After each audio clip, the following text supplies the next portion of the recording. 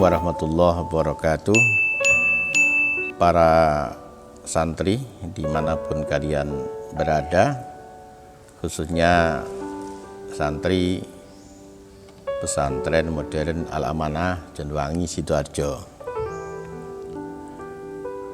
Bulan ini adalah bulan yang istimewa, banyak ayat maupun hadis yang menunjukkan betapa istimewanya bulan Ramadan ini untuk menyingkat apa yang terdapat dalam bulan ini. Saya meriwayatkan satu hadis yang diriwayatkan oleh Imam Tabrani. Lau alimat ummati ma fi Ramadan minal khairi latamannat ayyakuna as-sanata kullaha.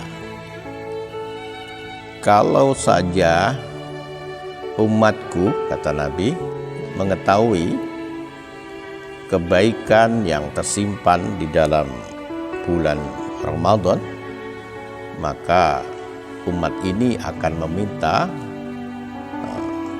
seluruh bulan sepanjang tahun untuk dijadikan Ramadan.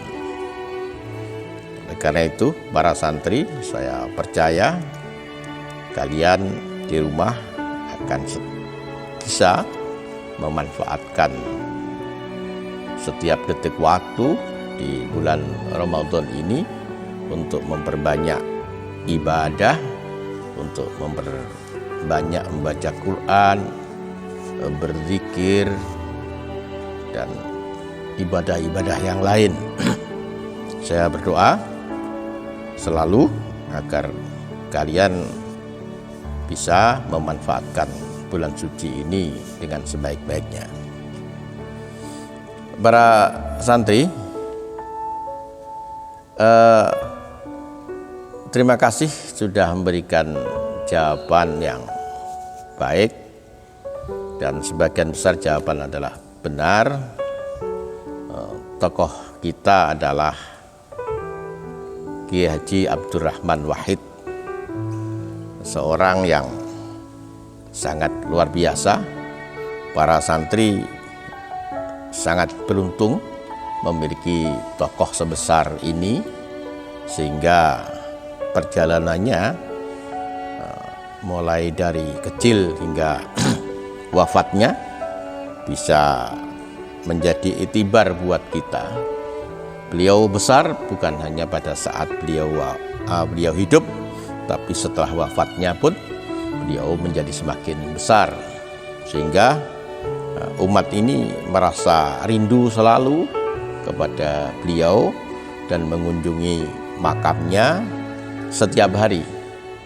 Lebih dari 3.000 orang setiap hari mengunjungi makamnya, apalagi kalau hari Kamis atau bulan puasa itu lebih dari 5.000. Jarang ada tokoh yang semacam itu.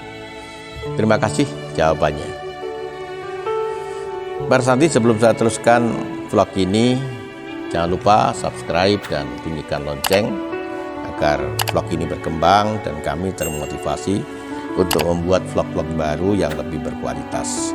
Dan jangan lupa sebarkan ke Instagram, Twitter, Facebook, dan medsos yang lain. Kepada yang sudah subscribe, saya sampaikan terima kasih, dan semoga vlog-vlog baru yang mampir di jendela kalian bisa sedikit memotivasi untuk lebih banyak membaca ayat-ayat Allah yang tergalar di alam semesta bersama dengan kejadian-kejadiannya. Para santri, tokoh kita kali ini adalah namanya Maksum. Mohon maaf, namanya Mas'ud. Ya, namanya Mas'ud. Dia putra seorang penghulu kecamatan. Raden Mas Usman,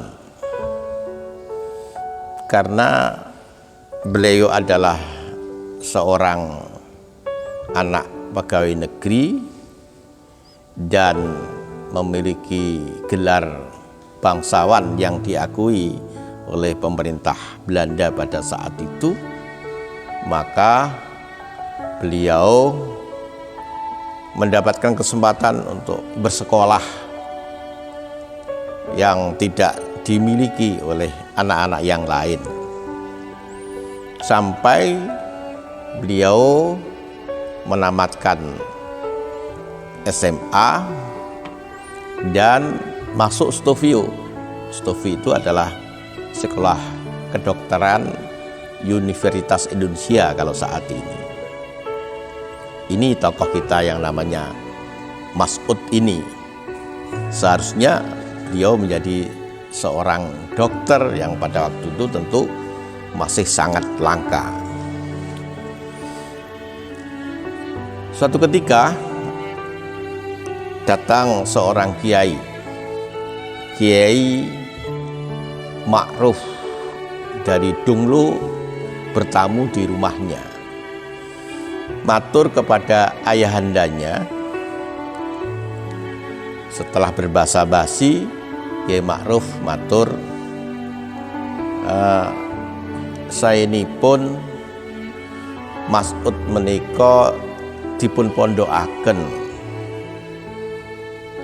Kalimatnya sangat singkat. Saya ini pun Mas Ud menika dipun pondokaken.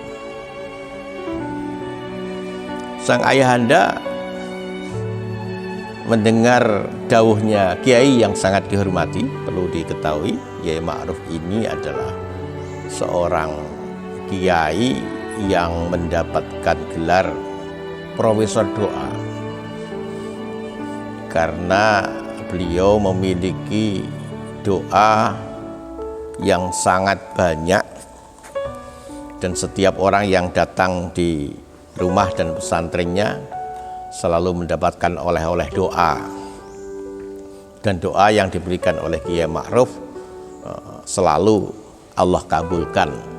Memang Kiai Ma'ruf ini adalah orang yang ahli riyadhah. Ketika beliau mondok di Bangkalan itu, ketika masuk di sana langsung disambut oleh Syekhona Khalil dan disuruh menghabiskan makanan. Yang makanan itu seharusnya hanya bisa habis oleh beberapa anak, tapi oleh Syekhona Khalil diperintahkan untuk menghabiskan Ma'ruf sendiri. Tapi Kiai Ma'ruf nggak kurang akal. Beliau punya doa yang bisa menyebabkan nggak kenyang, sehingga makanan yang mestinya hanya bisa dihabiskan oleh banyak anak itu dihabiskan sendiri. Setelah habis, Syekhona Khalil berkata, dia yang menghabiskan ilmu, dia yang menghabiskan ilmuku. Ini cerita tentang Kiai Haji Ma'ruf Dunglo. Oleh karena itu wajar kalau bapaknya Mas Ud ini sangat menghormatinya dan langsung memenuhi apa yang diminta. Maka Mas Ud ditarik pulang ke rumahnya, kemudian dimasukkan ke pesantren. Para santri ketika beliau masuk pesantren sebenarnya ya biasa-biasa saja, tapi ketika ayahandanya wafat, ada perubahan ekonomi yang luar biasa, sehingga Mas Ud ini harus berjuang habis-habisan bertahan di pesantren, termasuk untuk bisa menyambung hidupnya di pesantren. Beliau menjual kitabnya yang sudah dikasih makna, kemudian membeli kitab yang baru yang kosongan, dari menjual kitab yang sudah ada maknanya itu, Mas'ud mendapatkan hasil yang cukup untuk bisa menyambung hidup di pesantren.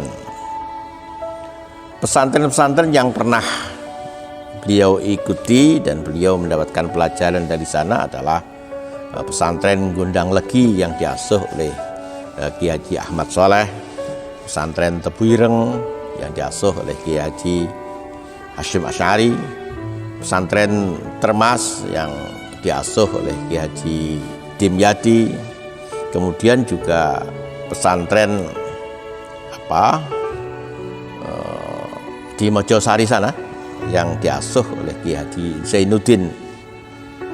Beliau juga ke Mekah, tinggal di sana beberapa tahun sebelum akhirnya pulang. Dari haji inilah kemudian namanya berubah. Para santri ketika beliau mondok di Mojosari, Mojosari itu sebuah pesantren yang terletak di Nganjuk Selatan. Jadi tepatnya itu Loceret ke selatan. Saya pernah mengunjungi dan juga pernah berziarah ke makam Kiai Zainuddin yang memang terkenal seorang wali. Mas'ud ini pernah diminta oleh Kiai Zainuddin, "Jo, ayo nang mondok." Waktu itu Mas'ud tinggal di luar pesantren karena biaya. Berkali-kali Kiai Zainuddin meminta agar Mas'ud tinggal di pesantren. Tapi jawabannya Mas'ud, "Mboten kadah sangu, Kiai." Akhirnya dipaksa oleh Kiai Zainuddin untuk masuk di pesantren.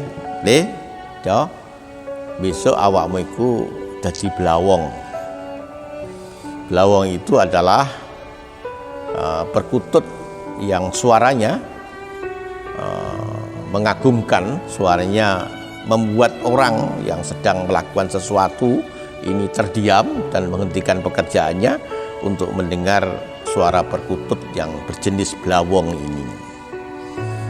Memang akhirnya Mas'ud yang kemudian berubah namanya ini betul-betul menjadi seorang blawong yang memiliki pesantren yang luar biasa, yang memiliki anak 13 putra-putri, dan semuanya adalah anak-anak yang solih memimpin pesantren.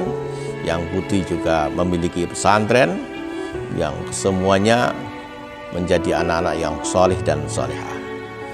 Demikian clue yang saya sampaikan. Saya harapkan para santri bisa menebak siapa tokoh kita kali ini. Semoga tebakan kalian tepat